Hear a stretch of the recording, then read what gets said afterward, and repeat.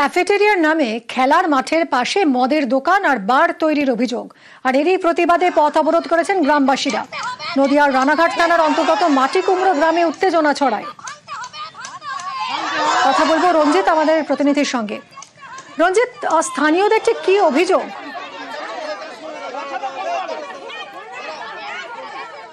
দেখো, মাটিকুমড়ো এলাকা রয়েছে রানাঘাট থানার, সেই এখানকার যে বড় একটি মাঠ রয়েছে সেই মাঠের পাশে কিছুদিন ধরে একটি বিল্ডিং তৈরি হচ্ছিল এবং স্থানীয় বাসিন্দা তারা জানতেন সেখানে ক্যাফেটেরিয়া তৈরি হচ্ছে। কিন্তু তারা যখন জানতে পারেন যে সেখানে ক্যাফেটেরিয়া নয়, মদের দোকান এবং তার পাশাপাশি বার তৈরি হচ্ছে, এরপরে স্থানীয় বাসিন্দারা তারা রানাঘাট থানায় লিখিত অভিযোগ জানান এর বিরুদ্ধে। কারণ যেখানে বার বা মদের দোকান তৈরি করা হচ্ছে তার পাশে বড় খেলার মাঠ রয়েছে এবং এলাকার মধ্যে প্রাইমারি স্কুল এবং প্রাথমিক স্বাস্থ্য কেন্দ্র পর্যন্ত রয়েছে।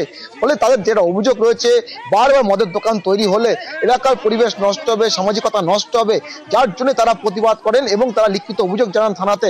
তারপরেও কোনো ব্যবস্থা না নেয় তারা কিন্তু একেবারে ক্ষোভে ফেটে পড়ে আর দীর্ঘক্ষণ তারা রাস্তা অবরোধ করেন এবং পুলিশকে ঘিরে বিক্ষোভ পর্যন্ত তারা দেখান।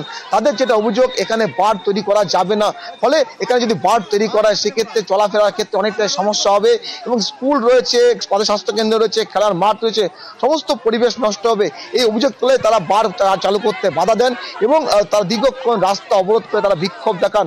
যদিও পুলিশের হস্তক্ষেপে পরবর্তী সময় তারা তাদের অবস্থান থেকে সরে দাঁড়ান। যদিও এই বার কিন্তু খুলতে একেবারেই বাধা দিচ্ছে স্থানীয় গ্রামবাসীরা এবং তাদের যেটা অভিযোগ, সেই অভিযোগ যদি না মানা হয় তারা কিন্তু আরো আন্দোলন নামবে বলে তারা দাবি করেন।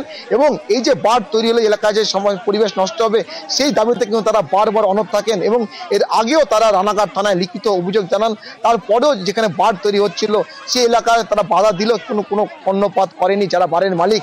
এবং এই নিয়ে কিন্তু একা ক্ষোভে ফেটে পড়ে গ্রামবাসীরা এবং আজ এক রাস্তা অবরোধ করে তারা দীর্ঘক্ষণ বিক্ষোভ দেখালে পুলিশ গিয়ে পরিস্থিতি নিয়ন্ত্রণে। এই মুহূর্তে এলাকা থমথমে রয়েছে, তবে বার খুলতে দেবে না বলে কিন্তু অনড় রয়েছে স্থানীয় বাসিন্দারা। ধন্যবাদ রঞ্জিত। এখানে আমাদের বল খেলার মাঠের পাশে বার তৈরি হচ্ছে, ঠিক আছে, মদের বার, এটা আমরা হতে দেব না। এই মাঠ দৌড়ে বাচ্চা হবে না, মদ ধরতে দেব না, অফিস অপরজনা হবে না। এটা কোন জায়গা? এটা মাটিকুমড়ো। এই মাঠটি কারা কি কাজে ব্যবহৃত হয়? কাদের মাঠ? এখন আপনারা কি চাইছেন?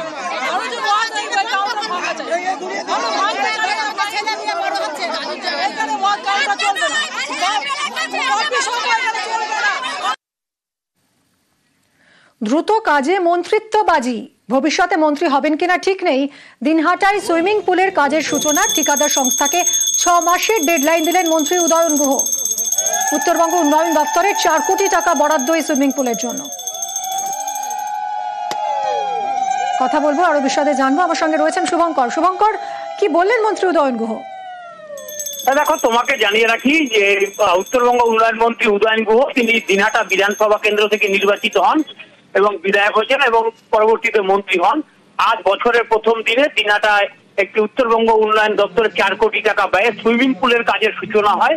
সেই সূচনা অনুষ্ঠানে বক্তব্য রাখতে গিয়ে তিনি বলেন যে ঠিকাদারি সংস্থাকে বলবো যে আগামী 6 মাসের মধ্যে এই কাজ শেষ করতে, যাতে আমি উদ্বোধন করে যেতে পারি। কারণ দিনহাটার মানুষের যা মনোভাব বোঝা যাচ্ছে তাতে হয়তো আগামীতে আমি মন্ত্রিত্ব নাও থাকতে পারি, পরে দেখা যাবে যে আমার বুকের উপর দিয়ে এসে অন্যকে উদ্বোধন করে যাচ্ছে। অর্থাৎ তিনি নিজেও একটু কনফিউজ আছেন, কিংকর্তব্য বিমূঢ় আছেন যে আগামী যে বিধানসভা নির্বাচন, সেই বিধানসভা নির্বাচনে দিনহাটার মানুষ তাকে সমর্থন করবেন কিনা। উদয়নের এই মন্তব্য ঘিরে কিন্তু ইতিমধ্যেই শোরগোল পড়ে গিয়েছে রাজনৈতিক মহলে, যদিও পরবর্তীতে বিষয়টি নিয়ে উদয়ন কিছু সংবাদ মাধ্যমের সামনে কিছু বলতে চাননি। ধন্যবাদ শুভঙ্কর। যারা এজেন্সি আছে তাদের বলেছি যে 6 মাসের মধ্যে এই কাজটা শেষ করতে হবে, যাতে আমি মন্ত্রী থাকতে থাকতে এর উদ্বোধনটা করে যেতে পারি। কারণ দিনহাটার মানুষের উপর আমার ভরসা নেই। দিনহাটার মানুষ যে আমাকে দ্বিতীয়বার মন্ত্রী হওয়ার সুযোগ করে দেবে সে ভরসা আমি দিনহাটার মানুষের উপর রাখি না বলেই আমি ঠিক করেছি যে 6 মাসের মধ্যে পুলটাকে শেষ করে তার উদ্বোধনের কাজটা করে যাবো। বাবা, ওটা রাখা যাবে। পরে দেখলাম যে আমার বুকের উপর দিয়ে কেউ এসে পুল উদ্বোধন করে দিয়ে চলে গেল। এটা একটু যন্ত্রণাদায়কই হবে। নিউ দীঘায় নার্সিংহোমে উত্তেজনা, চিকিৎসায় গাফিলতিতে প্রসূতির মৃত্যুর অভিযোগ। পরিবারকে না জানিয়ে কাঁথির নার্সিংহোমে স্থানান্তর।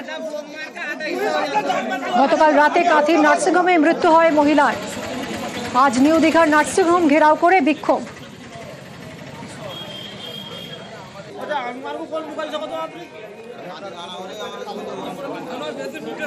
কথা বলবো পঙ্কজের সঙ্গে। পঙ্কজ, ঠিক কি অভিযোগ আর এখন কি পরিস্থিতি? পুলিশ বাহিনী এসে ওই যে নিউ দীঘা নার্সিংহোম কিন্তু যেখানে বিক্ষোভ চলছে সেই বিক্ষোভ কিন্তু নিয়ন্ত্রণে এনেছে। যেখানে অভিযোগ আনছে রোগীর পরিবার, যে মনিকা বসান এলাকার যে প্রসূতি ছিল সালেমা বিবি, তিনি গত রবিবার ওই নিউ দীঘা নার্সিংহোমে ভর্তি হন। যেখানে অভিযোগ করছে পরিবারের পক্ষ থেকে যে সিজার করার সময় তার কিন্তু গাফিলতি দেখা দিয়েছে। সেক্ষেত্রে রোগীর পরিজনকে না জানিয়ে ওই নার্সিংহোমের মালিক এবং ডাক্তার মিলেই কিন্তু কাঁথিতে একটি নার্সিংহোমে স্থানান্তরিত করে। সেখানে কিন্তু চিকিৎসারত অবস্থায় মৃত্যু হয়। তবে প্রসূতির মৃত্যু হলে কি হবে, প্রসূতির যে বাচ্চা, যে শিশু কন্যা কিন্তু জীবিত রয়েছে। সেই ক্ষেত্রে রোগীর পরিবারজনেরা আজকে কিন্তু যে নিউ দীঘা রয়েছে, নিউ দীঘা নার্সিংহোম রয়েছে, সেই ডাক্তার এবং যে নার্সিংহোমের মালিককে ঘেরাও করে বিক্ষোভ দেখায়। ঘটনাস্থলে উত্তেজিত সৃষ্টি হয়। সেখানে কিন্তু যেখানে দীঘা থানার বিশাল পুলিশ বাহিনী আসে নিয়ন্ত্রণে, প্রায় ঘন্টা দুয়েক ধরেই কিন্তু বিক্ষোভ চালায় প্রসূতির পরিবারের লোকজনরা। মিমি, ধন্যবাদ। 10টা পরে যখন 10টা 10-এ যখন ঢুকায় বাচ্চাটাকে, তখন বের করে 12টা 15-তে, বাচ্চাটাকে 12টা 15-তে, রুগীকে বের করেছে 1টা 45-এ। বের করানোর পরে রুগী এসে কথাবার্তাও বলেছে ভালো, নার্স এলো তাড়াতাড়ি, পেট থেকে চিট তুলেছে, ভিড় লাগিয়েছে। লাগানোর পরে 10 মিনিটের পরে বলছে তোমার রুগী এখানে সিরিয়াস আছে, তুমি রুগীকে অন্য জায়গায় নিয়ে যাও। তখন ডাক্তার অ্যাম্বুলেন্স ডেকে এখান থেকে পাঠিয়ে দিয়েছে কোথায়, ওই সাই বাবা হসপিটাল, সাই বাবা নার্সিংহোম কাঁথিতে, দারোয়া রাস্তায়। তারপরে ব্যালাট লাগিয়েছে, রুগী মারা গেছে। এ ডাক্তার সেখান থেকে লুকিয়ে পালিয়ে এসছে। শাস্তি চাইছি, এ ডাক্তাররা শাস্তি চাইছি, যেমন ও করেছে তাকেও আমরা এইভাবে করবো, এর লাইফ টাইম করবো।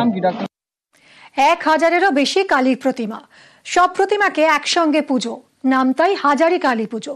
সুন্দরবন লাগোয়া হিঙ্গলগঞ্জে এই পুজো ঘিরে পুণ্যার্থীদের ভিড়, মেলাও বসে।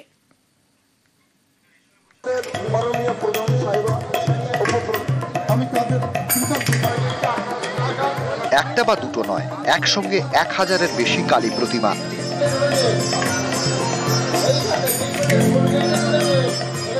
একদিনে একসঙ্গে সব প্রতিমাকে পুজো করা হয়, এটাই এই পুজোর নিয়ম, তাই নাম হাজারি কালী পুজো।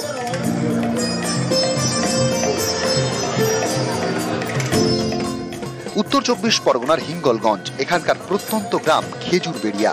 প্রতি বছর নীল পুজোর রাতে হাজারি কালী পুজো হয়। 7 দিন ধরে চলে মেলা। বিভিন্ন জেলা থেকে পুণ্যার্থীরা খেজুরবেড়িয়ায় আসেন, পুজো দেন, কেউ আবার সঙ্গে করে কালী প্রতিমাও আনেন। এভাবেই 1000-এর বেশি কালী প্রতিমা রাখা হয় মন্দিরের পাশে, পুজো হয়। আমি দক্ষিণ 24 পরগনা সোনারপুর থেকে এসেছি। এখানে মায়ের মানত করলে মনস্কামনা পূর্ণ হয়, সেই জন্য আমি এসেছি আমার মেয়ের মানত দিতে। হ্যাঁ, আমার মেয়ের মানসিক পূজা ছিল, জোড়া কালী, জোড়া মানসিক। 200 বছরের বেশি পুরনো এই কালী পুজো। স্থানীয়দের দাবি, একটা সময় কখনো নদী বাঁধ ভেঙে গ্রামে জল ঢুকতো, কখনো প্রাকৃতিক দুর্যোগে বাসিন্দারা ঘর ছাড়া হতেন। প্রত্যন্ত এলাকায় কেউ অসুস্থ হলে চিকিৎসার ব্যবস্থা নেই। সেই সময় সন্ন্যাসী মণ্ডল নামে এক ব্যক্তি নাকি স্বপ্নাদেশ পান। এরপরেই কালী মন্দিরের প্রতিষ্ঠা করা হয়, শুরু হয় পুজো। এবং শুরু হয়েছিল এলাকায় প্রাকৃতিক বিপর্যয়ে এবং নদীবাঁধ ভেঙে এলাকা প্লাবিত হয়ে এলাকার মানুষের ক্ষয়ক্ষতিগ্রস্ত হতো, এবং তার থেকে অব্যাহতি পাওয়ার জন্য সন্ন্যাসী মণ্ডল মহাশয়, ওনার মহাপ্রাণ, উনি দেবতার কাছে প্রার্থনা করেন এবং ওনার দৈববাণী হয়। সেই মতো অবস্থায় এই হাজারি কালী মায়ের মন্দির প্রতিষ্ঠা করেন এবং এখানে হাজার হাজার কালী মায়ের পূজা হয় এবং হাজার হাজার ভক্ত এখানে এসে মানত করেন এবং উপকৃত হন। হিঙ্গলগঞ্জ থেকে অনুপম সাহা, নিউজ 18 বাংলা।